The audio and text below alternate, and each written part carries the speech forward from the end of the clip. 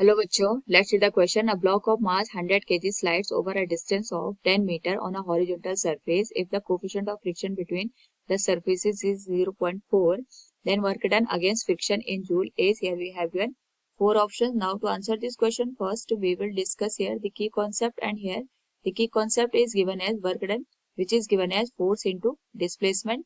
और यहाँ पे अगर हम बात करेंगे फ्रिक्शनल फोर्स की, तो ये हमेशा रिलेटिव मोशन का अपोज करता है।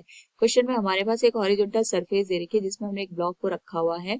इसका जो मास है ये 100 केजी के बराबर है और हम इसको यहाँ पे 10 मीटर की डिस्टेंस तक स्लाइड करा रहे हैं। इस केस में हमारे पास जो कोफिशिएंट ऑफ फ्रिक्शन है दैट इज गिवन है 0.4। सबसे पहले हम ये देखेंगे जो हमारे पास फ्रिक्शनल फोर्स है इसकी वजह से कितना फोर्स यहाँ पे जनरेट हो रहा है, तो हम इसको लिख सकते हैं म्यू इंटू एन के बराबर।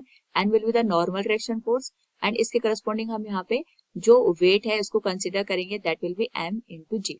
नाउ सॉल्व करें अगर इसको, तो म्यू की वैल्यू 0.4 के बराबर है, मास हमारे पास यहाँ पे 100 केजी के बराबर दे रखा है and acceleration due to gravity हम यहाँ पे 10 के बराबर कंसिडर कर लेते हैं। तो ये हमारे पास जो फ्रिक्शनल फोर्स है that will be equal to 400 Newton.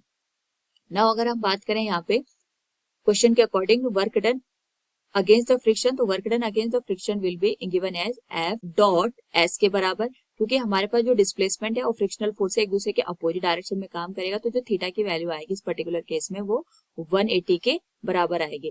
क्योंकि फ्रिक्शनल फोर्स की वैल्यू अगर हम देखें तो 400 न्यूटन के बराबर है, डिस्प्लेसमेंट ये 10 मीटर के बराबर कर रहा है, तो cos 180 की वैल्यू आ जाएगी -1 के बराबर। So work done will be given as -4000 joule. Minus sign हमने इसलिए यूज किया क्योंकि यहाँ पे हमारे पास जो वर्क डन और डिस्प्लेसमेंट है वो एक दूसरे के अपोजिट है। क्योंकि हमें मैग्नीट्यूड यहाँ पे पूछा गया only, so we can say option A will be the right answer. Hopefully understood it. Thank you and best of luck.